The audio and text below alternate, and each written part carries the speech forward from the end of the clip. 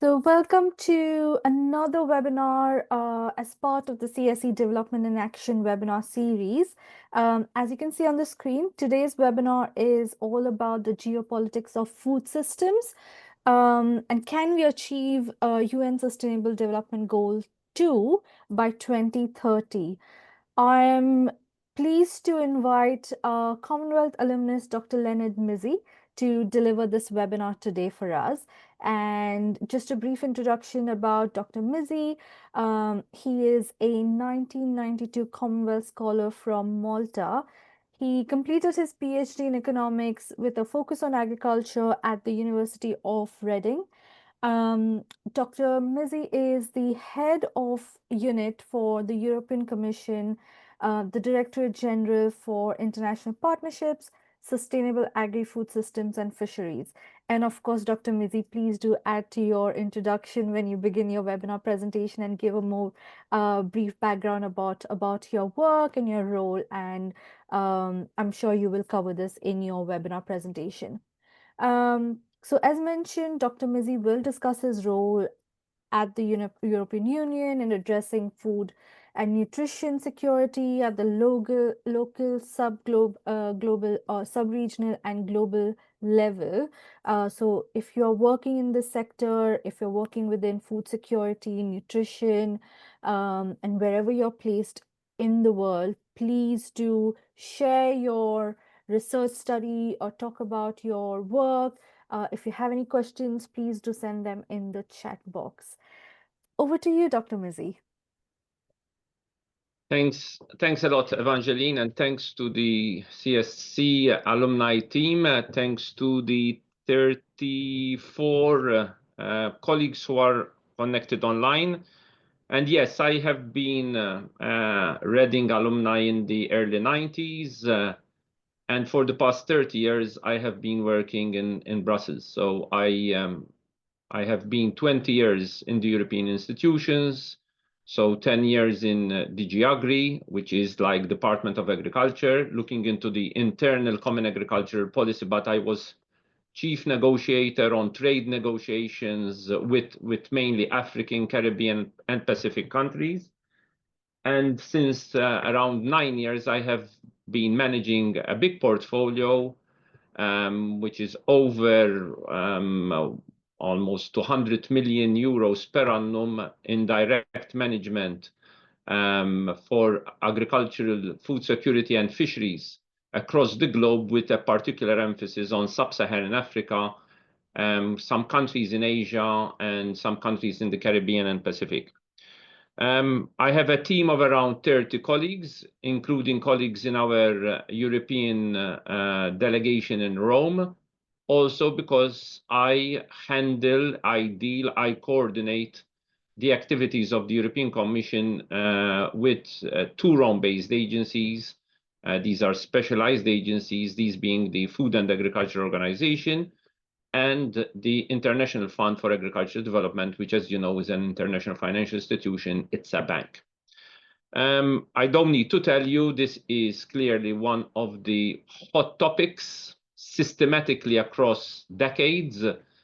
And it's unfortunate, clear, that in 2025, when everyone speaks about latest technology, AI, I would say technological advancements, we are still confronting a big problem on SDG2. SDG2 meaning, as you know, ending hunger, ending malnutrition, increasing agricultural productivity, enhancing sustainable food production, and enhancing genetic, crop, and animal biodiversity. So I think the figures are quite striking. We are still confronted with 300 million in acute food hunger. These are countries ranging from Yemen to Afghanistan to the Sudans, both South Sudan and Sudan, the Democratic Republic of Congo, the Haitis, North Nigeria and parts of Nigeria. So this is an issue which impacts across continents. It's embedded primarily on three challenges: conflict, And as you know, we came out from COVID and we are still unraveling the repercussions of Russia's aggression, of war on Ukraine, with all the repercussions since 2022 on commodity markets, agriculture commodity markets, not only proximate to Europe or to Africa, but beyond, because Ukraine has always been a big player on international markets. But as you know, also regionalized conflicts, the conflicts we have in the Middle East, the conflicts in West Africa, conflicts in parts of Eastern and Southern Africa, and the rest of the globe, including in the Caribbean and parts of Asia. So conflicts are at the core, at the root cause of a lot of hunger, but also the shocks around climate change. What happened with Melissa in Jamaica is also testimony of the fragility of agri-food systems, of climate shocks. Could be hurricanes, could be drought, water stress across the globe. Everyone has his eyes on COP in Brazil these days.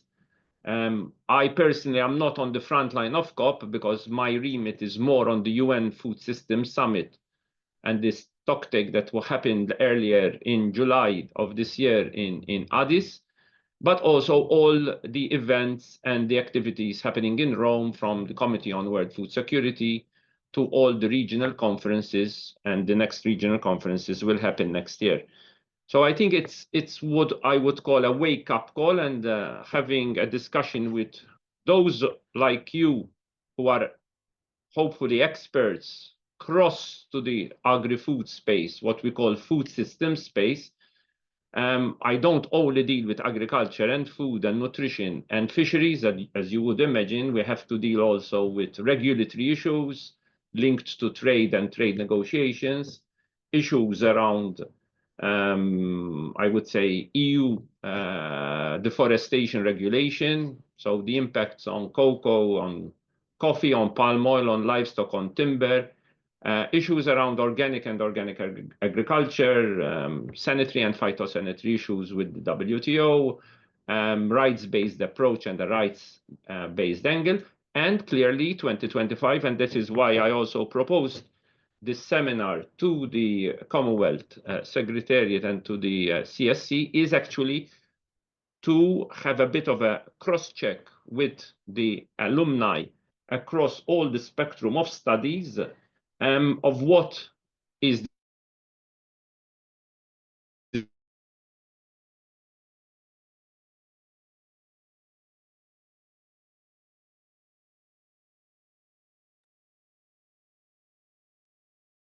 Hello, Dr. Mizzi. I'm not sure if it's everyone else, but the audio has been disrupted from for me. Yeah, there's no audio. it will have Hello, same ramifications goes to me. There is no audio. We are not Okay, getting it. on the public. I think it's back.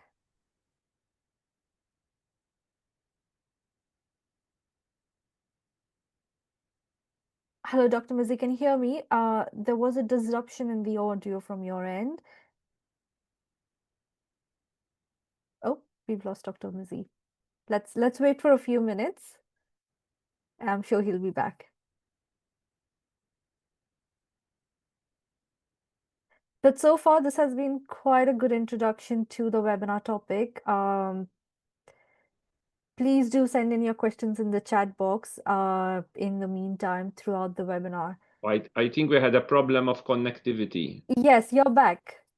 Okay, sorry for this no problem. IT hitch, but I was saying that clearly what happened in 2025, both in terms of the cuts from the US side, which was a key protagonist in the agriculture and food space, on soil health, on geospatial data, but also, and with the demise of the US AID department dealing with assistance, but also with the trade irritants and the trade dynamics and the discussions around trade flows, in what I would call sensitivity around the multilateral trading system, but also a positioning on new bilateral agreements, not only of the US, but also of other key partners, including the European Union.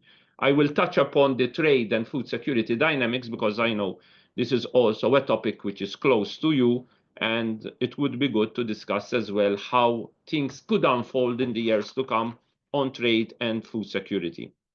Because also this creates power imbalances around the value chains, depending on the typology of the value chain.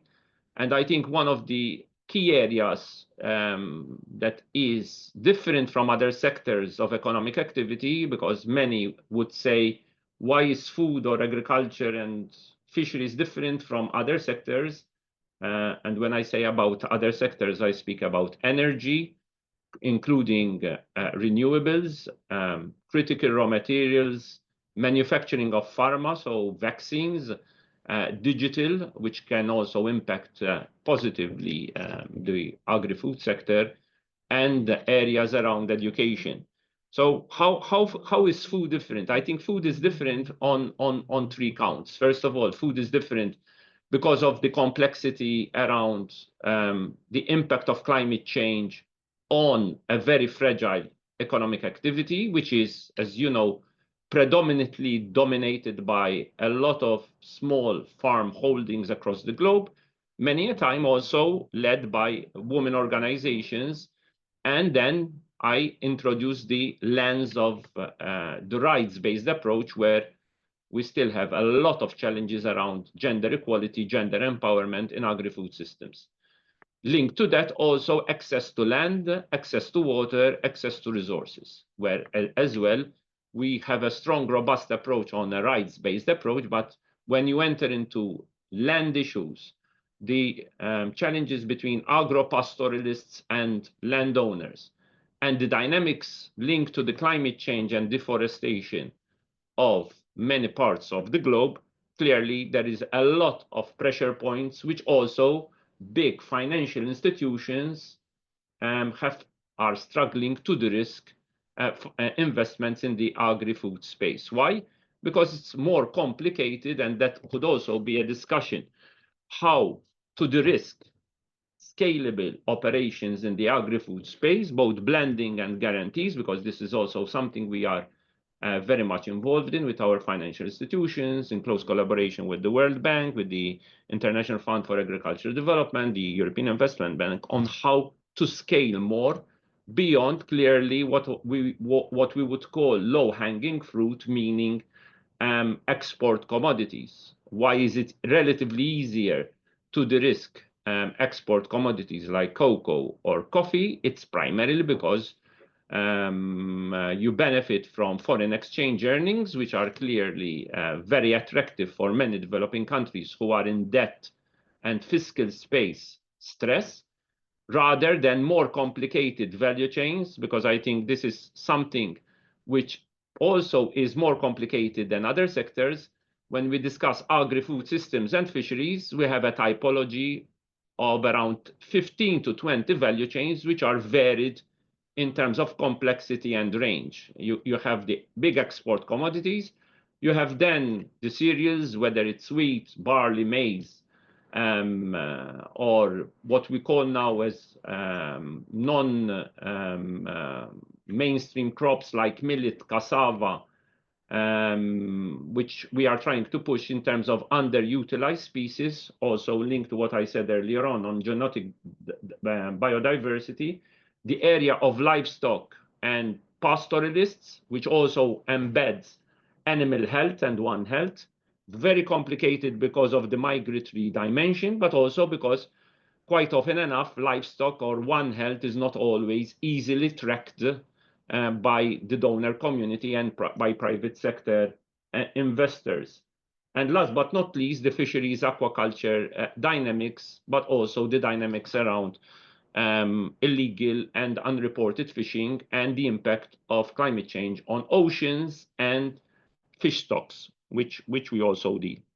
So let me explain a bit what has been the European Union's response in all this. And I think Evangeline made a link to Council conclusions, because as typical European Union, we have Council conclusions. The policies in the European Union are done with our 27 member states. It's not just one member state deciding, it's 27 member states deciding in close collaboration with the Commission services like us who propose. We are executing and implementing what our political masters say in close collaboration with the European Parliament, which is a co-decision taker and also a key institution in terms of the budget. So our Council conclusions are inspired by what was discussed and agreed with our member states in 2024.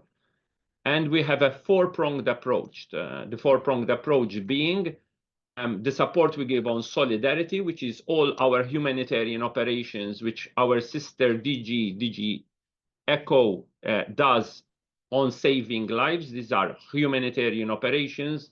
Just to give you an example, it's operations like in the Palestinian authorities, or in Afghanistan, or in Yemen, or in Sudan. So this is saving lives, of which a big component is food and nutrition security, but also wash, sanitation, and the big modality that is often used is school meals programs, bundling school meals education with farmer schemes to support also diversified diets in school programs. So that is what ECHO does, and we have a portfolio of around 5 billion for the period 21-24, and we are also looking at what we can do from 25 to 27.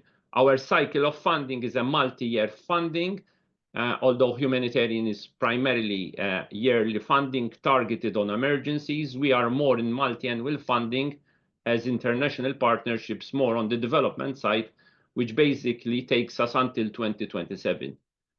Beyond 2027, there is a proposal of the Commission, and we have to see whether food and nutrition security continues being a relatively important priority in our official development assistance vis-à-vis other priorities that European leaders want to focus on.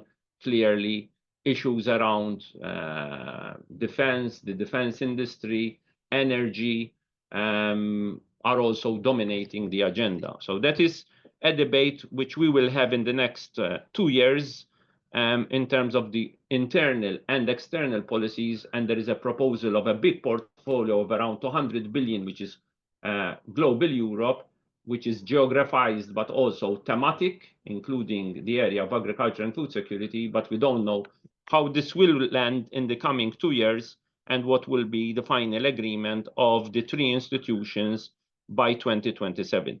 What we clearly need to show is that we need to show impact on the ground of the ongoing financing, and that there is a leveraging effect, what we call a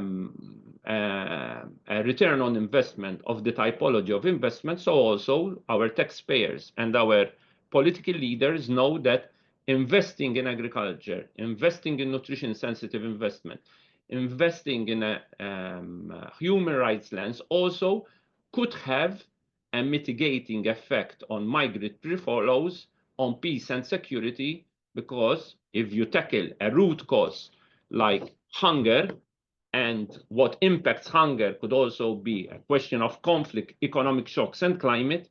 If you do work around anticipatory reaction, as we are doing with our humanitarian colleagues, but also building up that productive capacity so that continents like Africa can also feed themselves and integrate regional markets. So from local, regional to a continental market, being the African continental free trade area, this could also create jobs, growth, and dynamics, and tackle at the core SDG 2, including all forms of malnutrition, not only stunting and wasting, but as we know, in many parts of the developing world, also obesity and overweight because of a typology of diet which is not healthy. Why?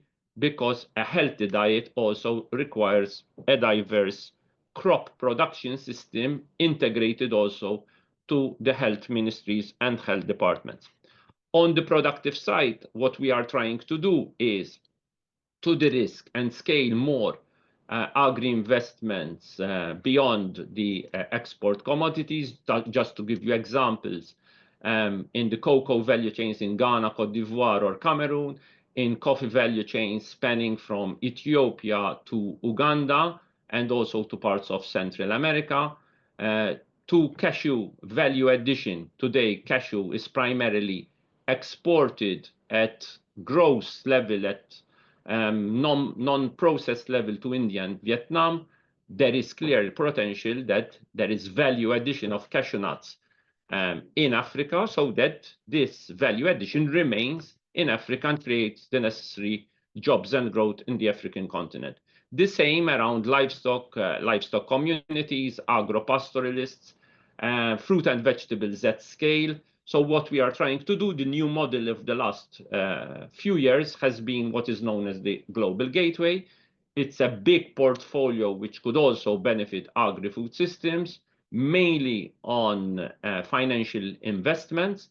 However, what we clearly need is bankable projects where our financial institutions can then give the necessary guarantees and make those bankable projects be invested and investable by our financial institutions, and get European Union companies and beyond to actually co-invest in agricultural value chains at scale, whatever the sector is, but having a smart bundling approach, what we call the 360 degrees full ecosystem.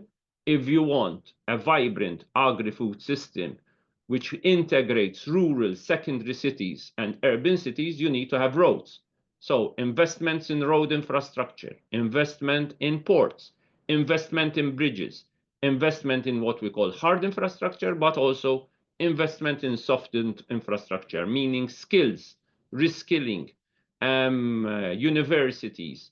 We have a big portfolio with the CGIR. For those who are close with the CGIR, we have around 140 million portfolio working with the CGIR system, which, as you know, is the collaborative agriculture research at scale, from the IFPRIs to the rice, to the maize, to the world fishes of this world. And that gives us also leverage. And our focus, some of you asked questions in the run-up to this seminar, what typology of investments. Our trust as European Union, as you know, would be mainly on agroecology approaches. There are 13 principles, which means a focus on soil health and a focus on bundling agri-food with biodiversity and climate change shocks, meaning that we are investing more and more in underutilized species and what we call or orphan or opportunity crops, and that we diversify that genetic diversity. In fact, we also finance the International Treaty on Plant Genetic Resources.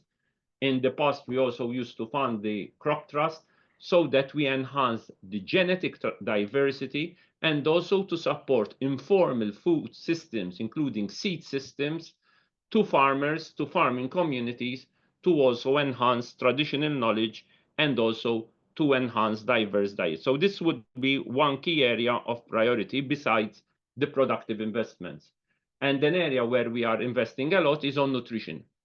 So we just came out of the Nutrition for Growth in Paris, where we showed leadership also with our member states by announcing a new pledge for the period up to 2027, a portfolio which continues on the past portfolios, and together with Team Europe, we have around well over 6 billion in terms of commitments on nutrition in more than 40 countries, and that is our trust to also look into child and maternal health and leave no one behind, including in the areas of fragility. Just maybe to start wrapping up, first of all, trade is clearly important, but what is happening, there will be a WTO ministerial in Cameroon early next year, But we know that the multilateral system is under a lot of pressure and a lot of tension. So what's happening? The key players, including the European Union, as you know, would and are engaging in bilateral agreements. We just finished an agreement with Indonesia. We are also in the phase of negotiating, maybe at the end game, with India, a clear major player.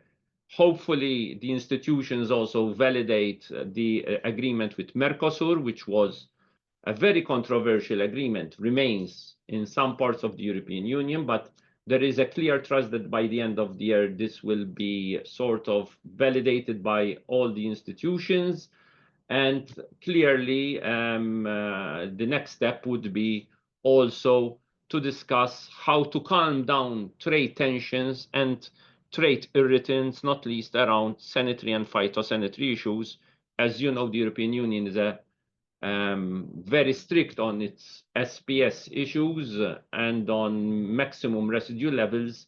And these are areas where we, as European Union, also support farming communities and private sector to comply with certain standards, including on MRLs. Another area which I think is important is governance. And many of you ask questions, where are we heading on governance? Clearly, the area of governance is a complicated area. Why?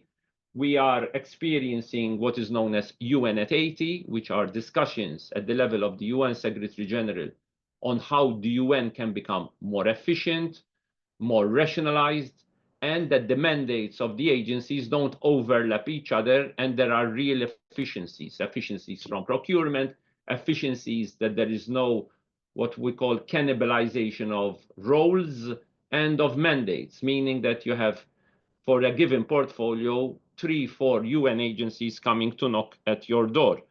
That has to stop because the ODA space, the official development assistance aid, is shrinking, and that pie of the cake should not be marginalized even further, and there needs to be more collaboration and coordination. So I think this is going to be key for 2026 onwards, a more rationalized UN structure, but also better coordination. From our side as European Union, not only as EU member states, but I think with many of you in the academic, and those are also questions that many of you ask, how can you be involved in all this? So we have a number of decentralized programs with our delegations. So I think the first port of call would be that you go to our delegations, the Kenyas, the Rwandas, the Ghanas of this world, to see what are the open calls, not only calls for researchers under Erasmus, which, as you know, is our flagship on research,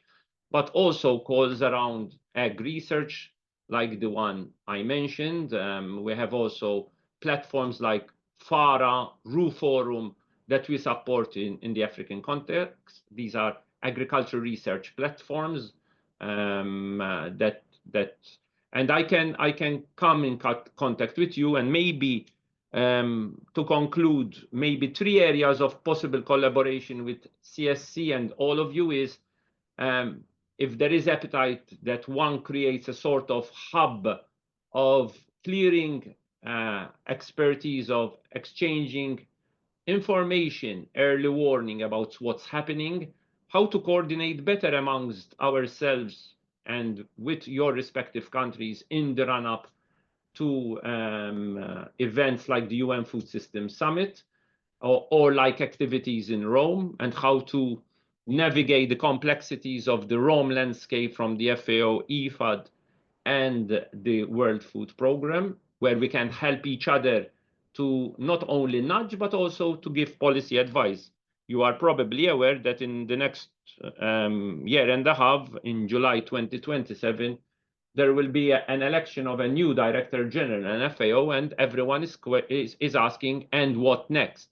What is that organization like FAO, which requires what type of leadership in the coming years, which will be somewhat complex, difficult years in the agri-food space, which is being put under pressure in terms of limited official development assistance because many big players, many what we call the old donors, are actually shrinking that space and having new space in the private sector. But is the private sector, the big question, the only solution? Is innovative finance, including climate finance, going ever to compensate that?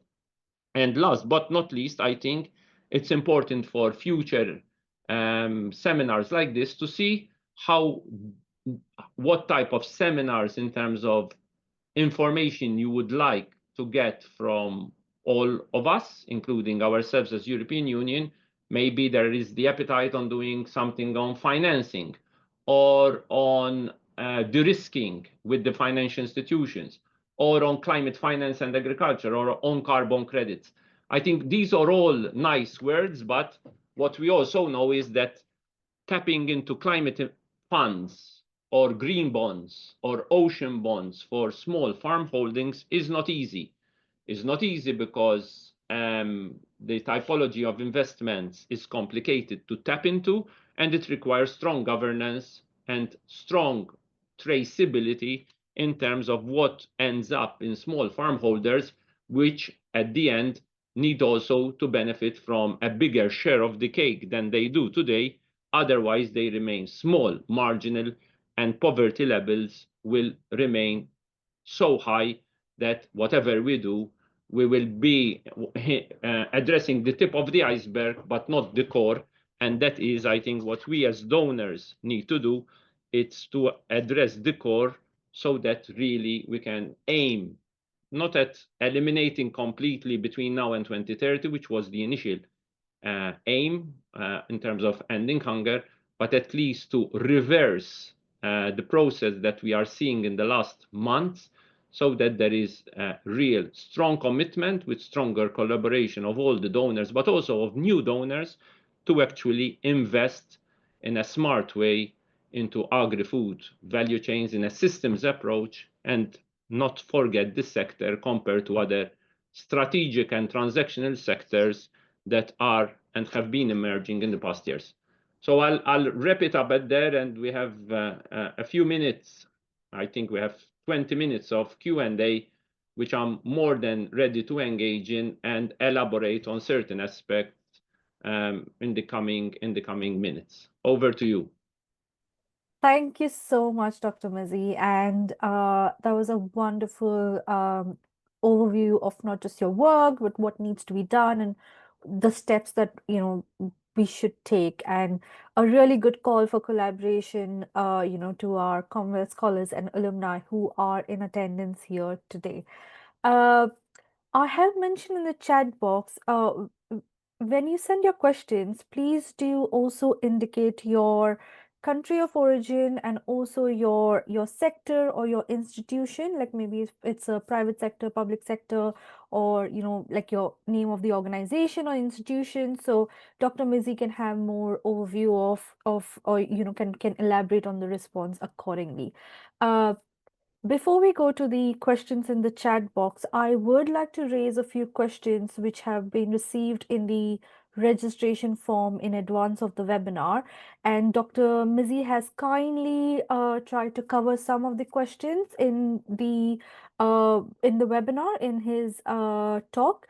But there are a few more questions that I would like to highlight, and then we will also look at the questions in the chat box. So, Dr. Mizzi, the first question is, how is the EU adapting its food and nutrition security strategies to ensure long-term resilience in African, Caribbean, and Pacific states, especially in context where climate shocks, conflict, and economic instability are simultaneously affecting local food systems? Okay, and I'm also looking at the chat, so I'm trying to reply to a number of questions. First of all, investing in agri-food systems which are climate smart compared to other activities. One mentioned mining. I can mention critical raw material extraction, okay, which is becoming very, very important for the electrical vehicle sector. or to hydrogen and renewable energy sources.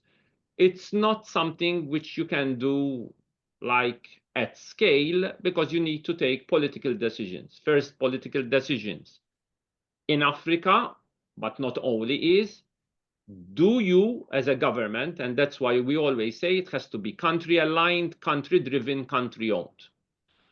What typology of support do you want to give as a country, as a nation, to agriculture in a smart, sustainable way, which will also be climate smart, that we as donors can also help you in terms, not only in terms of what I call a donor to recipient approach.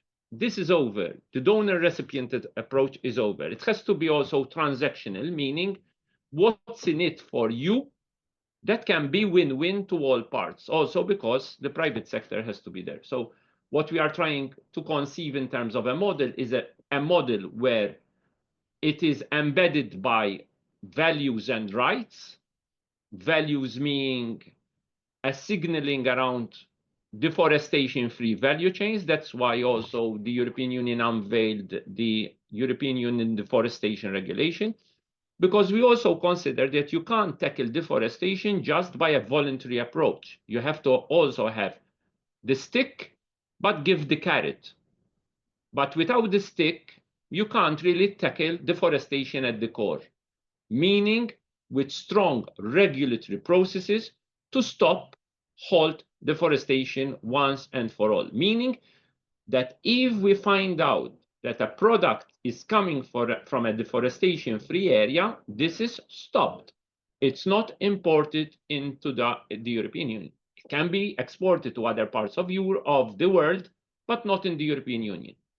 And the same is on child labor and on what we call the rights angle. Another area on climate is supporting agroecology approaches, meaning an approach which is quite different from, I would say, other parts of the G7 or G20 countries, looking into genetic biodiversity, into soil health, into reduced inputs, into reduced fertilizers, and I'm not saying banning mineral fertilizers, I'm saying reducing, but using the soil health dynamics, and also reducing SPS phytosanitary products, also because this would create a dependency on, I would say, on smart subsidies, which are non-sustainable in today's world. So any subsidies need to be repurposed, retargeted, so that they go into a more agroecology, climate-friendly approach and help farmers adapt to climate change, but also invest into anticipatory action via water schemes, which are irrigation schemes, which are robust, and all the infrastructure that I explained to you around cold storage, around reducing food loss and waste, feeder roads, rural urban linkages, all solar panels in agricultural systems, all this has to be part of that landscape. A question was, to what extent funding has produced measurable and long-term improvements? We have both an accountability exercise on nutrition, but also an evaluation of our investments. I can share it with you.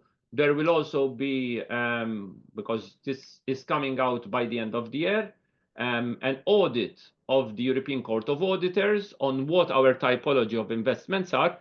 We as European Union are amongst the most transparent in terms of accountability. What do we do with our funds and how our funds are impacting society? Can we do better? Yes. The question is that the demands are so big and spread and massive.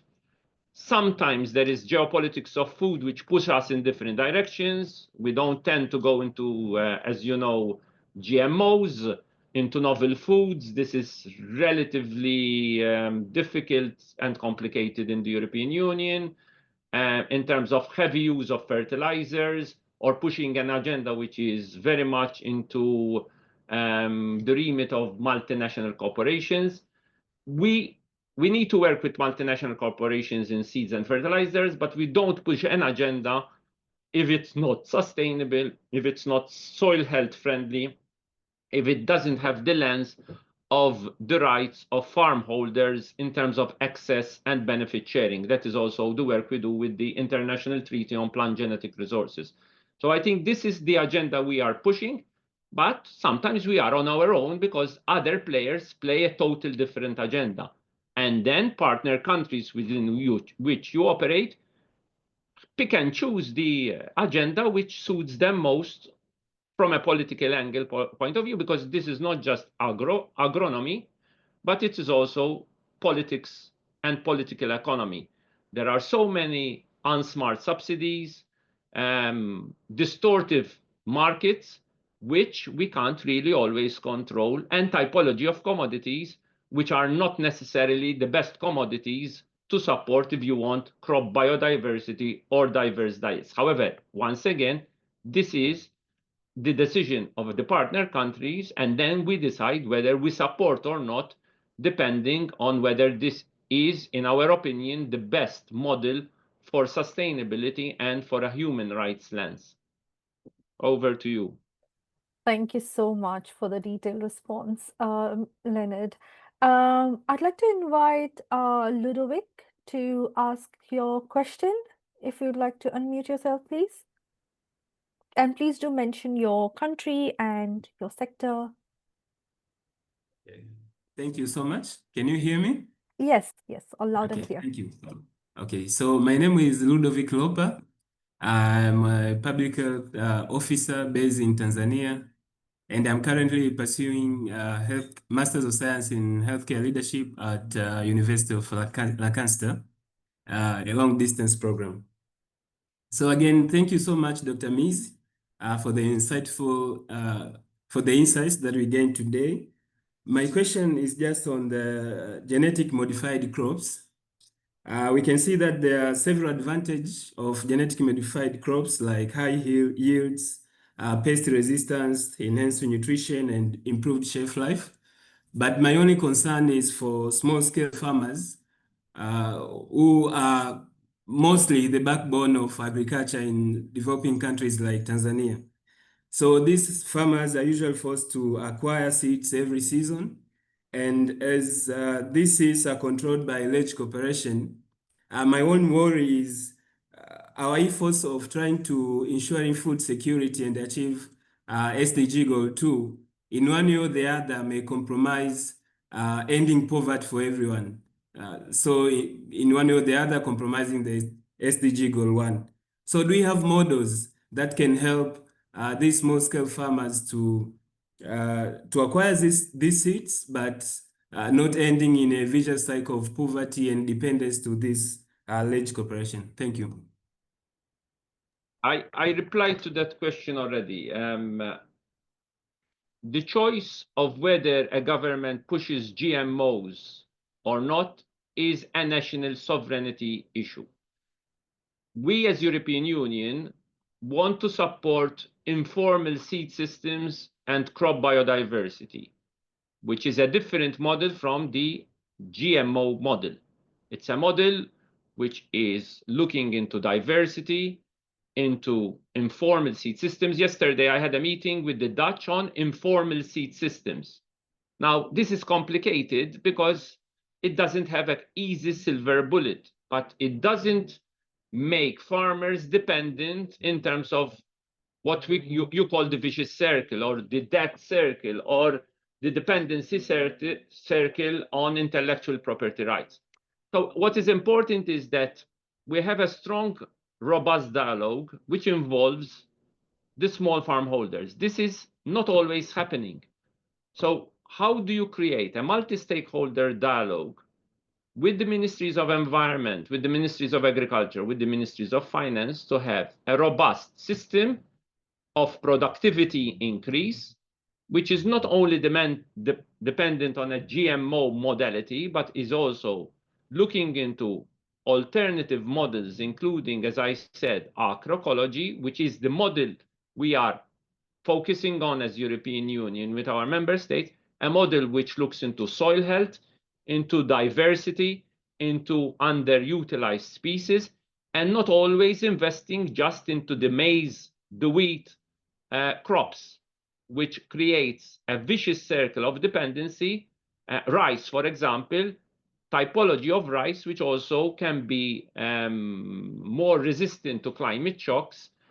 So this is the level of detail we have to enter. First of all, what to focus on, where, with what typology of investments to accompany them, and then the regulatory structures to actually not squeeze out informal seed systems and the human rights lens of indigenous populations, traditional knowledge to have diverse diet.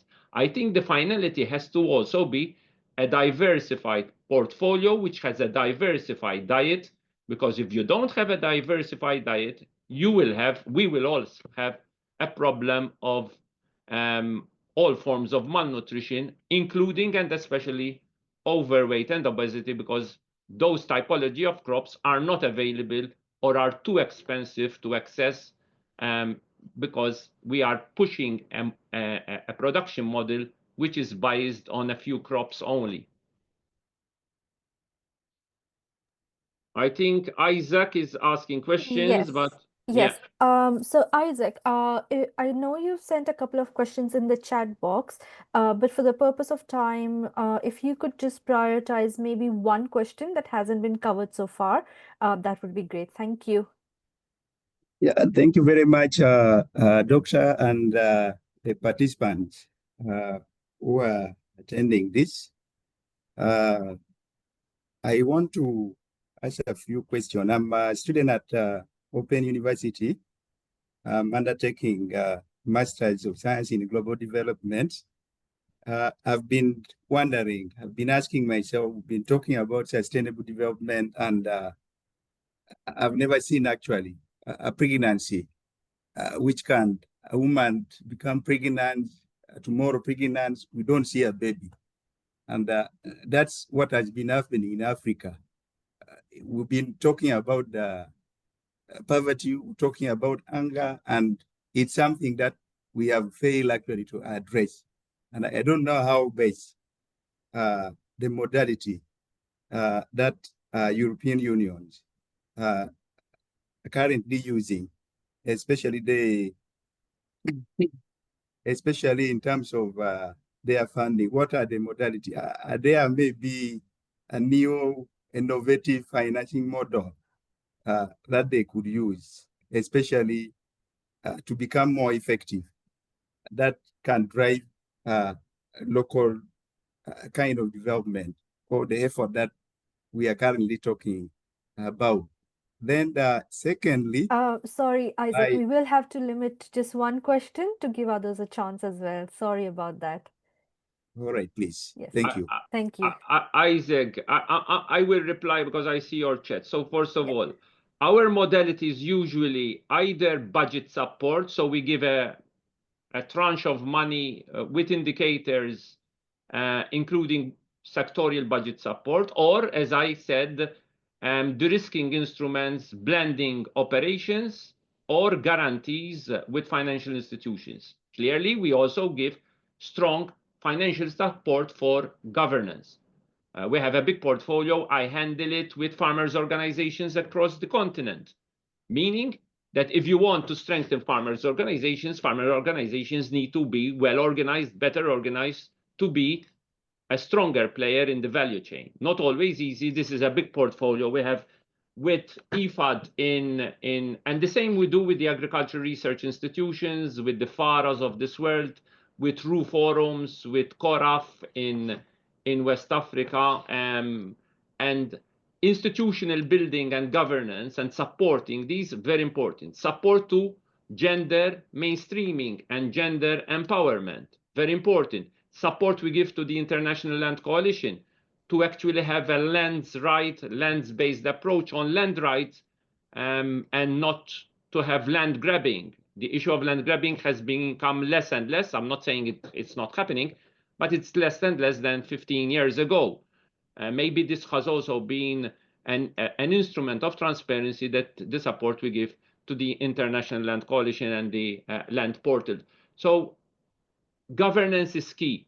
We know that those governments, we had robust governance, multi-stakeholder approaches, integrated bundling approaches are better in terms of delivery. But clearly, the big challenge is always with fragile context. And it's there, I think, where the big challenge is how to invest at scale. I saw Sudan.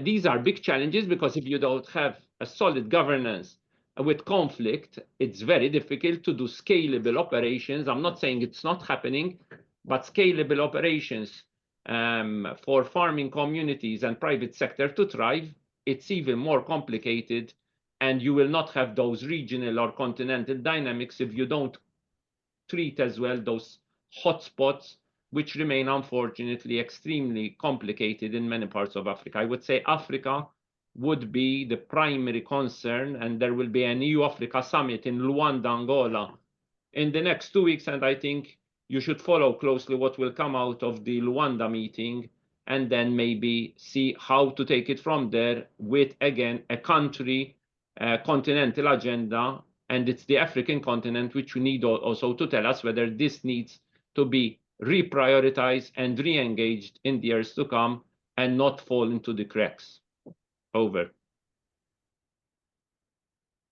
I don't know if those questions that are posted could be actually could be go over. I needed actually some highlight about it if you can't go over it, especially that first question that I posed, the first 3 questions. I don't know if you could just wrap up. Thank you. Sure. Clearly, everyone needs to strengthen institutional capacity to manage and absorb funds. We have a causality of how the funds are being used. The question is, we also see that very few African countries are investing in agriculture. In the CAADP Kampala process, less than 10 countries out of 54 are investing 10% of public expenditure. If there is no political will to invest into agriculture, then it's very difficult for donors to invest in agriculture. It takes 2 to tango.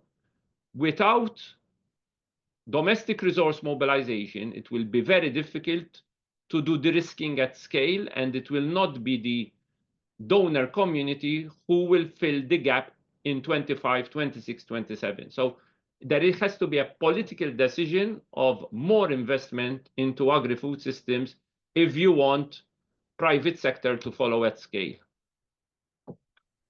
Yes, Doctor, I think when you look at the perceptions, especially in Africa, I'm talking Africa at large, not Uganda, I think how the leaders look at the support that the European countries are giving, I think they look at as something which is not genuine, as something which is asymmetrical power relation reflecting. So I don't know. What can you say about it? But I don't know why it's asymmetrical, because, as I said, we're not speaking about neocolonialism anymore. We're speaking about partnerships. We're speaking about level playing field. What we do today with any government in Africa or beyond is pretty much transactional. What do you need out of us? You have other models to choose from. There is the Chinese model. There is the American model, or there was the American model. There is the Gulf model, and there is the European model. First of all, what model do you want? With what conditions? What are the trade agreements you want? And then we become transactional, meaning this is what you get, this is what we get. However, we remain a reliable partner in terms both of ODA and in terms of a rights-based lens, meaning that we will always go for sustainability and for human rights lens in gender, in youth empowerment. This is not everyone does this in the world today. Very few. Now, if someone doesn't want conditionalities on deforestation or on gender or on human rights, then it's a political choice. So it all takes in terms of how aligned we are in terms of principles, in terms of values, and in terms of transactional approaches. But I wouldn't agree that it's asymmetrical, because the world of 2025 is totally different from the world of even 5 years ago or 10 years ago. And it will be totally different for the next 5 to 10 years. And I think the big priority for Africa is that Africa trades more amongst itself and does not depend on what I call hub and spoke approach, which creates dependencies of all sorts. But to arrive at that integrated approach, there's a lot that needs to be done, not least in terms of dismantling distortive trade practices that still exist within parts of Africa and across the African continent, despite the fact that there is the African Continental Free Trade Area. Thank you so much. Thank you so, I'm so sorry, Isaac. We will have to move on due to the time constraints, but thank you so much for your questions. We might go a little over time with the questions, but if you would like to go to other commitments, thank you so much to all the attendees who have attended. But if you do have some time, please do stay a little longer for a few more questions that we will address now.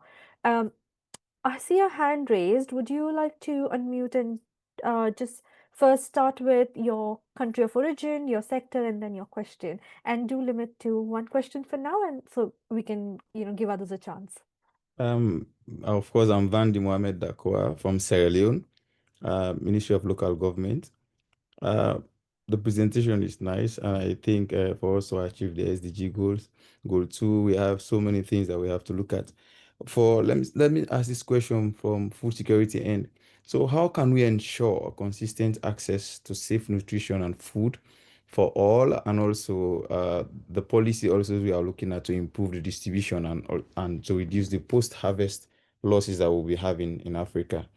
So I really want to know how can this be addressed in this plan.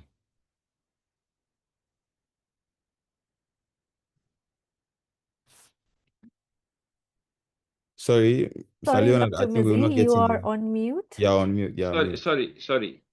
I told Vandi, I met one of your ministers and I follow closely what you do on Feed Salon, which is a very interesting program, and the European Union is playing an important role in Sierra Leone also to make Feed Salon a delivery, because this is a presidential decree with strong intersectoriality, interministerial buy-in. So I would say one of the conditions for all this is presidential buy-in, delivery, and interministerial coordination. If you want delivery, it has to come at the highest level, and it's not just the remit of the agriculture ministry. Let's be clear, agriculture ministers in general are weak ministries across the African continent. Who is the most strong minister globally? It's the Minister of Finance. So if you don't use the Ministry of Finance to link the Ministry of Agriculture, the Ministry of Livestock, the Ministry of Fisheries, then it's very difficult to get the necessary funding, first of all. Second, with Sierra Leone, we are working, for example, on palm oil and on a model to sustain Feed Salon at scale, including export commodities, but also I know there is an interest on rice. So I think this is the level of detail we need to. I saw issues around robotics, AI. Clearly, digital AI is important, but it's not the silver bullet if you don't have the landscape to apply AI and mobile telephony at scale in the rural areas. So we are trying to use Global Gateway, and I can share with Evangeline what Global Gateway is. It's a 360-degree approach also to handle food loss and waste, which we know can be even up to 40%. If you invest in cold storage, if you invest into road infrastructure, into ports, into hard infrastructure, into handling, into laboratories, into food systems handling from farm to fork, But this requires a big strategy. It's not easy. Again, that's why I said, if you have a hydrogen plant in a country, it's easy. One shot, big program, okay, and then you do the grid. But in food, you have to handle the food. You have to produce the food. The food might be impacted by pests and diseases. You need to have a gender lens. Many of you rightly spoke about rights, meaning rights against big corporations, power imbalances. You don't have this in the other sectors. So the big question to ask is, how can I make the sector attractive both for a government and for the private sector to invest into? Or is it so complicated that the risk is that even your governments, even researchers will go into other areas and not invest into agri-food systems and food and nutrition security? And I think together, especially US scholars, we need to show the evidence on the ground how to make this a viable and feasible investment opportunity, and also an opportunity for you, young people from the continents, not only Africa, Asia, Pacific, Caribbean, so that you return to your home countries, you invest in terms of knowledge and link to business opportunities. We as donors can support you, but you need also to link us with smart policy making at government level, because as we know, if there is a smart policy with political buy-in, there will be traction on the ground and investment will follow. Thank you for another great question. I have shared Dr. Leonard's contact on LinkedIn link on in the chat box. So please do feel free to connect with Dr. Mizzi on LinkedIn. We will take one more question and then officially wrap the webinar, but we will have a post-webinar networking session for you all, for attendees. So please do stay online if you can. So the next question is from James. James, I'm not sure if you would like to unmute and ask your question, or do you want me to ask on your behalf?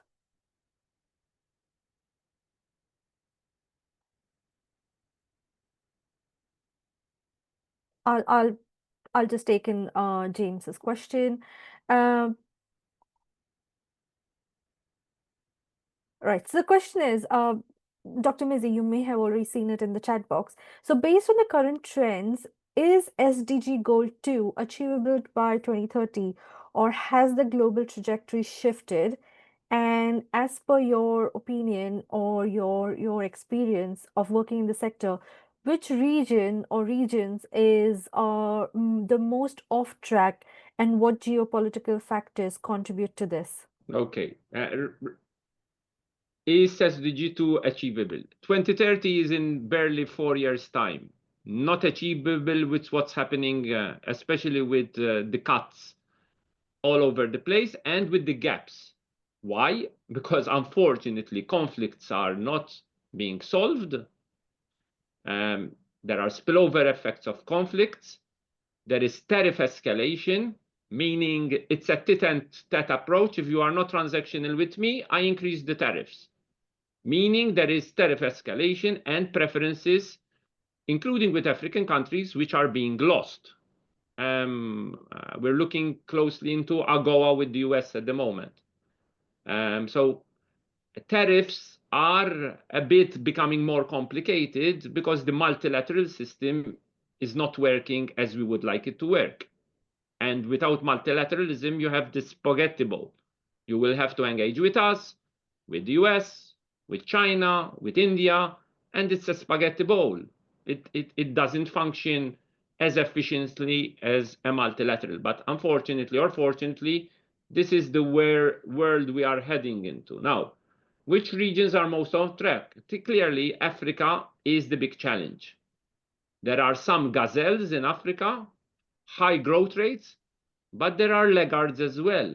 And the problem in Africa is it's a complicated continent of 54 nations.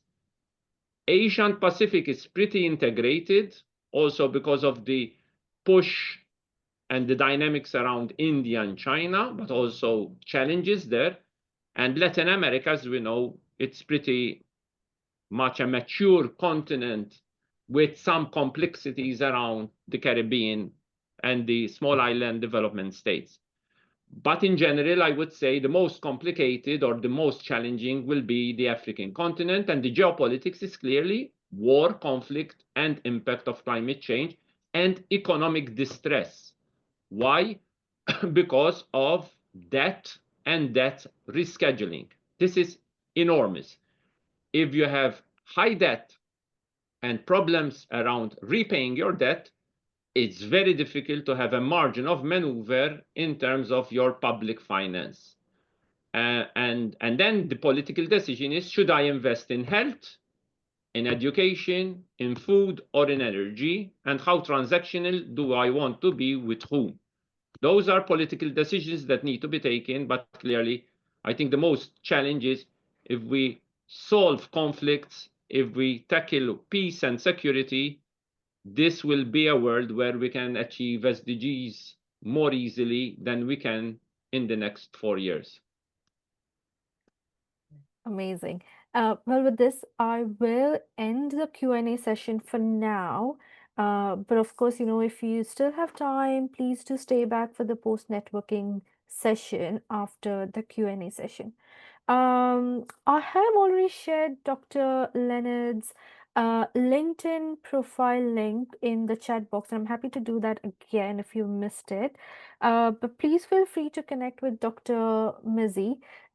Before we end the webinar presentation, Dr. Mizzi, any final words from you before we stop the recording?